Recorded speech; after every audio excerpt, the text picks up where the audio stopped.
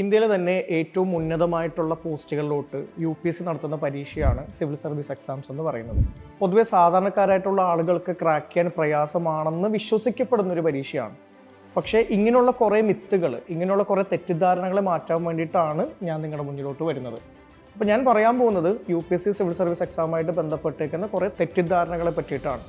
അതിലൊന്നാമതായിട്ടുള്ള important ആയിട്ടുള്ളൊരു മിത്തെന്ന് പറയുന്നത് ഈ പരീക്ഷ ക്രാക്ക് ചെയ്യാൻ വേണ്ടിയിട്ട് പ്രീമിയം അക്കാഡമീസിൽ പഠിക്കണമെന്നുള്ളതാണ്.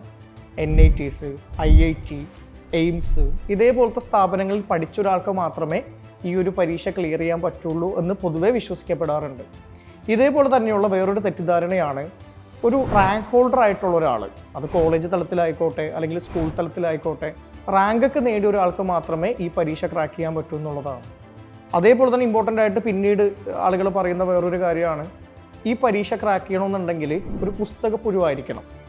ഊണും ഉറക്കമൊക്കെ മാറ്റിവെച്ച് 24 മണിക്കൂറും ബുക്കിൻ്റെ മുന്നിലിരിക്കുന്ന ഒരാൾക്ക് മാത്രമേ ഈ പരീക്ഷ ക്ലിയർ ചെയ്യാൻ പറ്റുള്ളൂ എന്ന് പറയുന്നൊരു തെറ്റിദ്ധാരണ പൊതുവെ നമ്മൾ കാണാറുണ്ട്.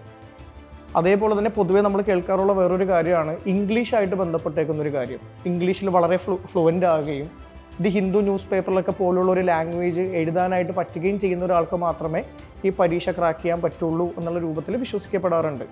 അതേപോലെ തന്നെ ഡൽഹിയിൽ പോയി പഠിച്ചാൽ മാത്രമേ ഈ പരീക്ഷ ക്രാക്ക് ചെയ്യാൻ പറ്റുള്ളൂ എന്നുള്ളത്.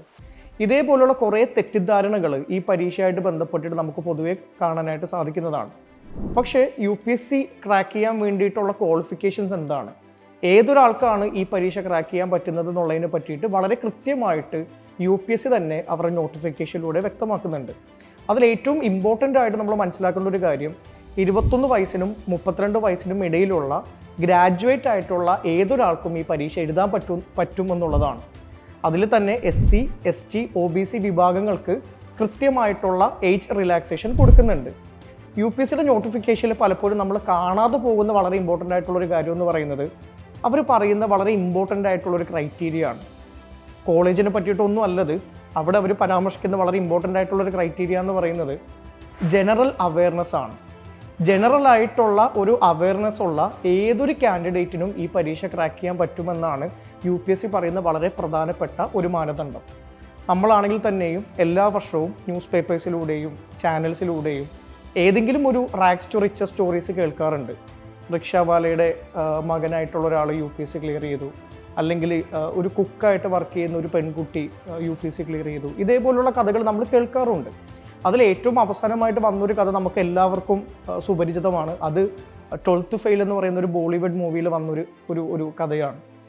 മധ്യപ്രദേശിലുള്ള ചമ്പൽ എന്ന് പറയുന്ന വളരെ ബാക്ക്വേർഡ് ആയിട്ടുള്ള ഒരു ഏരിയയിൽ നിന്ന് വരുന്നൊരു സ്റ്റുഡൻറ്റ് ഡൽഹി പോലുള്ളൊരു സ്ഥലത്ത് കോമ്പീറ്റ് ചെയ്തിട്ട് സിവിൽ സർവീസ് റാങ്ക് നേടുന്നത് നമ്മൾക്ക് എല്ലാവർക്കും റാങ്ക് നേടുന്ന പോലുള്ളൊരു സന്തോഷം തന്നെയാണ് നമുക്ക് ആ സിനിമ കണ്ടു കഴിയുമ്പോൾ ഉണ്ടാകുന്നത്. ശരിക്കും UPSC പഠിക്കാനായിട്ട് നമുക്ക് വേണ്ടത് വളരെ ചുരുക്കം കാര്യങ്ങൾ മാത്രമേ ഉള്ളൂ. അതിൽ ഏറ്റവും ഇമ്പോർട്ടൻ്റ് ആയിട്ടുള്ളൊരു ഘടകം എന്ന് പറയുന്നത് ഹാർഡ് വർക്കിംഗ് ആകുക എന്നുള്ളതാണ്. ഈ പരീക്ഷ പാസ്സാകണമെന്നുണ്ടെങ്കിൽ നമ്മൾ ഡെഡിക്കേറ്റഡ് ആകാനായിട്ട് തയ്യാറാകണം.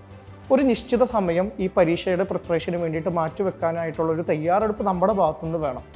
രണ്ടാമതായിട്ട് വളരെ ഇമ്പോർട്ടൻ്റ് ആയിട്ടുള്ളൊരു കാര്യമാണ് റൈറ്റ് സ്ട്രാറ്റജി എന്ന് പറയുന്നത്. ഈ സ്ട്രാറ്റജി എന്ന് പറയുന്ന വാക്ക് പലപ്പോഴും പല ആളുകൾക്കും മനസ്സിലാകാറില്ല. സ്ട്രാറ്റജി എന്ന് പറഞ്ഞു കഴിഞ്ഞാൽ 3 ഘട്ടങ്ങളായിട്ട് നടത്തുന്ന UPSC പരീക്ഷയ്ക്ക് വേണ്ടിയിട്ട് അതിൻ്റേതായിട്ടുള്ള ഒരു തയ്യാറെടുപ്പ് നമ്മൾ നടത്തണം. 10ലധികം സബ്ജക്റ്റുകളുണ്ട്, 3 ഘട്ടങ്ങളുണ്ട്.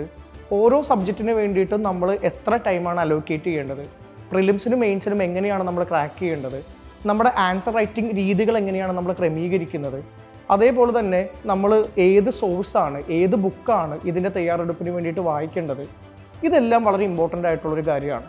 ഒരു റൈറ്റ് സ്ട്രാറ്റജിയും ഹാർഡ് വർക്കും ചെയ്യാനായിട്ട് നമ്മൾ തയ്യാറാണെങ്കിൽ UPSC എന്ന് പറയുന്ന ഒരു പരീക്ഷ ക്ലിയർ ചെയ്യാനായിട്ട് ഒട്ടും പ്രയാസമല്ല എന്നുള്ളൊരു ഉറപ്പാണ് എനിക്ക് നിങ്ങൾക്ക് തരാനായിട്ട് പറ്റുന്നത്.